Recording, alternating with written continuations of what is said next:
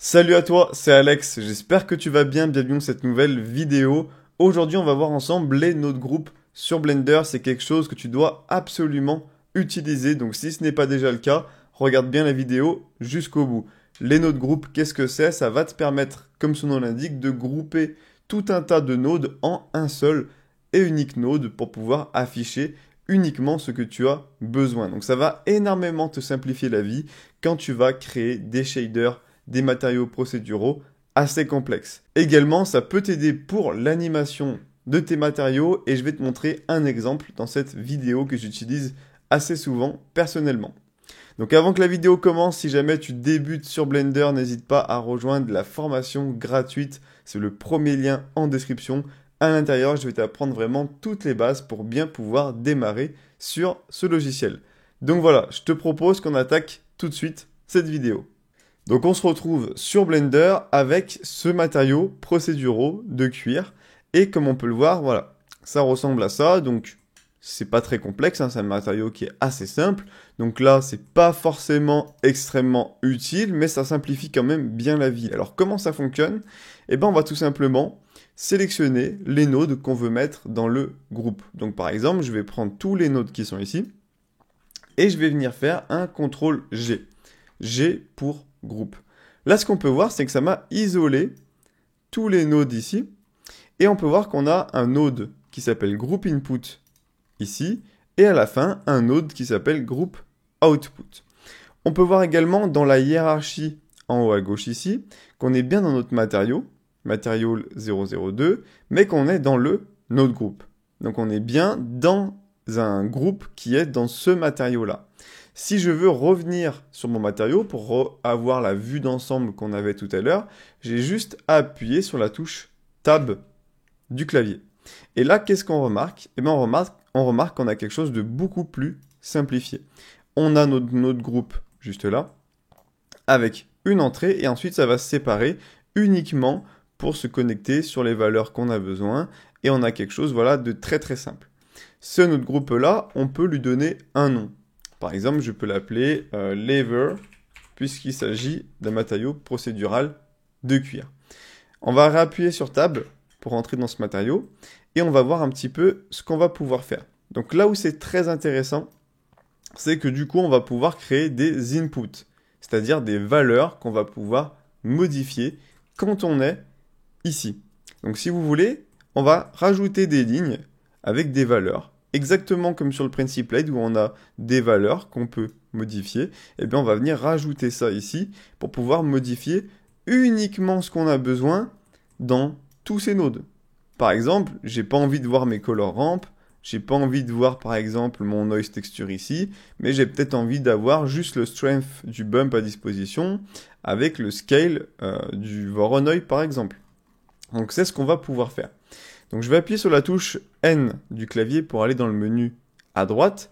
Sur chacun des nodes, quand vous les sélectionnez, vous pouvez modifier le nom du node, la couleur également du node, voilà si ça peut vous aider dans votre organisation. Donc nous on va cliquer sur groupe ici, et là on va pouvoir créer des entrées et des sorties. Donc nous dans un premier temps, ce qui va nous intéresser, ça va être de créer des entrées. Donc vous pouvez les créer soit directement via ce menu en cliquant sur plus, et en choisissant ensuite le type de la variable, soit directement ici, en prenant la petite sortie ici, et en se connectant sur les valeurs que vous souhaitez modifier dans votre matériau. Donc moi par exemple, j'aimerais mettre le scale de ma texture Voronoi. Donc je vais me connecter directement. Donc là on peut voir que je ne peux plus le modifier ici, le scale a disparu, parce que je vais le retrouver directement là. Et là, maintenant, je peux jouer sur le scale de ma texture Voronoi et donc d'agrandir ou, enfin de zoomer ou dézoomer dans les petites rainures comme ça de mon cuir. Donc je retourne ici. Imaginons que je souhaite pouvoir modifier la puissance du relief. Et bien, je vais me connecter sur le strength du bump.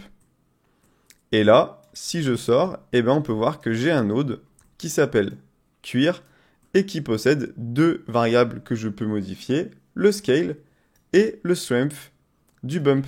Donc comme vous pouvez le voir, ça permet de simplifier un matériau complexe avec un node qui va regrouper en vérité tous ces nodes-là, mais qui sont cachés, qu'on ne va pas voir, et on va uniquement afficher dessus les variables qu'on a besoin, qu'on souhaite modifier. Donc ça, c'est juste génial, c'est beaucoup plus simple quand on atterrit sur un matériau et qu'on a juste un petit node comme ça avec les petites valeurs qu'on a à changer, plutôt que de tomber sur ça et devoir chercher, alors cette noise texture, qu'est-ce qu'elle fait déjà? Ah oui, c'est ça, je vais changer la valeur, etc.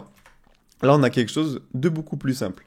Maintenant, on va passer sur le deuxième exemple avec l'animation, quelque chose que j'utilise assez souvent sur Blender. Donc, je vais créer un nouveau projet et on va faire quelque chose de très très simple. Je vais juste prendre mon cube, le diviser comme ceci, et je vais créer deux matériaux. Donc, je vais créer un matériau, par exemple, rouge, et un matériau, par exemple, bleu. Je vais créer ce matériau rouge, comme ceci, donc je vais passer en mode texture, et mon matériau bleu, hop, comme ceci, que je vais assigner sur les faces. Donc là, mon but, c'était d'avoir deux matériaux différents.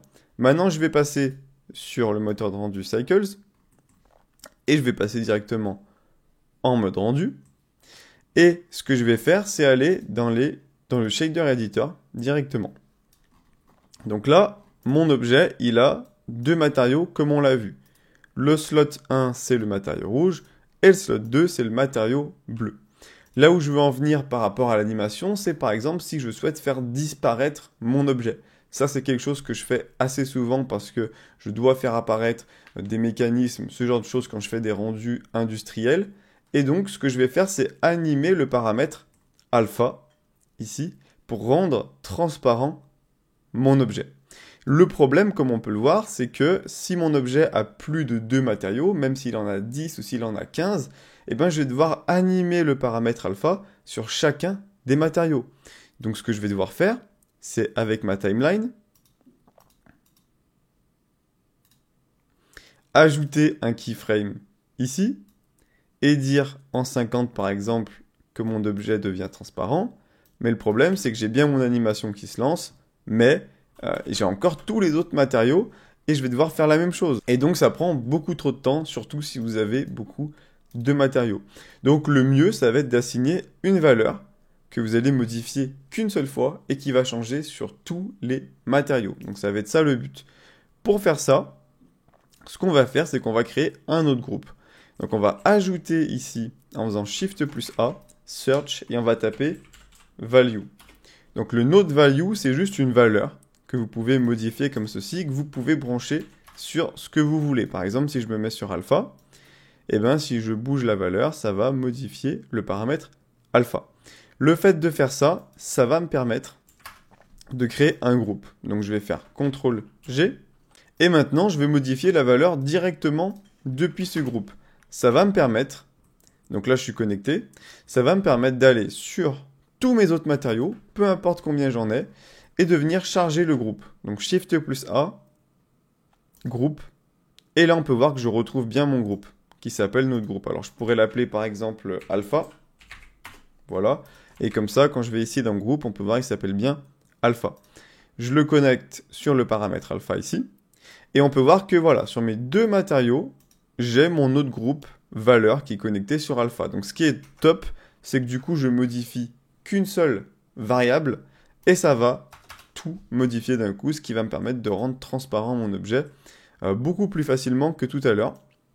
Je vais aller dans ma timeline pour vous faire la démonstration.